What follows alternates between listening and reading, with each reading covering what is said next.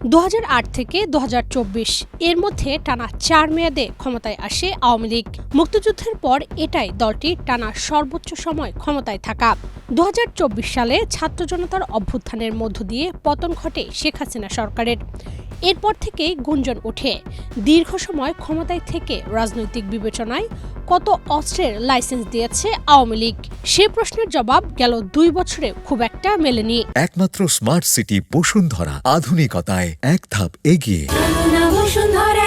24 সালের গণ অভ্যুত্থানের পর ভারতে পালিয়ে গিয়ে আশ্রয় নেন শেখ হাসিনা।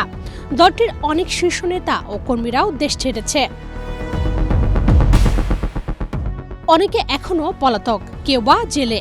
এদের মধ্যে ডক্টর ইউনূসের নেতৃত্বাধীন অন্তর্বর্তী সরকার 20 মাস পর নির্বাচন দিয়ে ক্ষমতা ছেড়েছে। তারেক রহমানের নেতৃত্বাধীন বিএনপি আবারও ক্ষমতায় আসার পর থেকেই আওয়ামী লীগের লাইসেন্স দেওয়া অস্ত্রের তালাশ শুরু হয়েছে। প্রশ্ন হলো, রাজনৈতিক বিবেচনায় তখন কত অস্ত্রের লাইসেন্স দেওয়া হয়েছিল, কারা পেয়েছিলেন এসব লাইসেন্স? তাছাড়া আওয়ামী লীগের পতনের পর অনেক নেতা দেশ ছেড়েছেন। তারা দেশ ছাড়ার পর এসব অস্ত্র কোথায়, এটিও একটি বড় প্রশ্ন। সেই সঙ্গে তাদের অনুপস্থিতিতে এসব অস্ত্র এখন কারা ব্যবহার করছে তা কেউ জানে না। বিগত সরকারের আমলে রাজনৈতিক বিবেচনায় ইস্যু করা প্রায় 10,000 লাইসেন্সকৃত আগ্নেয়াস্ত্র এখনও জমা পড়েনি বলে জানিয়েছেন স্বরাষ্ট্রমন্ত্রী সালাউদ্দিন আহমেদ। বুধবার দুপুরে রাজধানীর ওসমানী মিলনায়তনে জেলা প্রশাসক সম্মেলনে স্বরাষ্ট্র মন্ত্রণালয়ের সেশন শেষে তিনি সাংবাদিকদের এসব তথ্য জানান। নির্বাচন উপলক্ষে যে সমস্ত প্রাক নির্বাচনের সময়ে লাইসেন্সকৃত আগ্নেয়াস্ত্র জমা প্রদান করতে বলা হয়েছিল জনসাধারণকে, সেই অস্ত্রগুলো এখনো ফেরত প্রদান করা হয়নি। সেই বিষয়ে আমরা একটা চিঠি দিয়েছি মন্ত্রণালয় থেকে, এবং সেগুলো যাতে যথাশীঘ্র ফেরত প্রদান করে সেই জন্য আমরা পরামর্শ দিয়েছি এবং লিখিত আকারে মন্ত্রণালয়কে চিঠি দেব। বিগত সরকারের আমলে দায়ের করা রাজনৈতিক ও হয়রানিমূলক গায়েবী মামলাগুলো প্রত্যাহারের বিষয়ে গুরুত্ব দেওয়া হয়েছে। জেলা ম্যাজিস্ট্রেট ও পুলিশ সুপারদের সমন্বয়ে গঠিত কমিটি এসব আবেদন যাচাই করবে।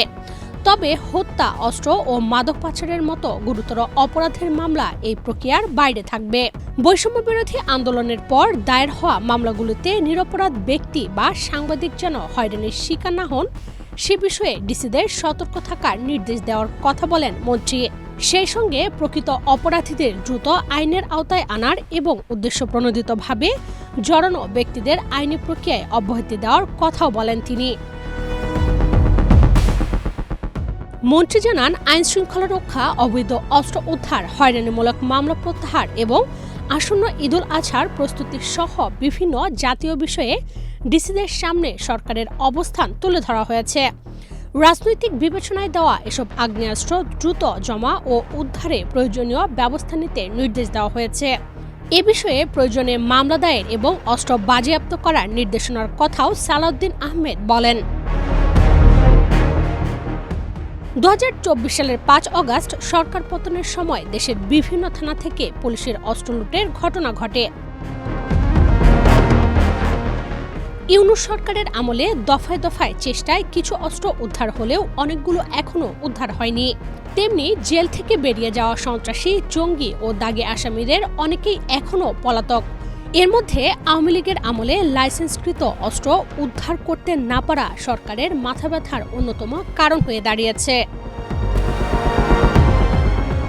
ডেস্ক রিপোর্ট, বাংলাদেশ প্রতিদিন।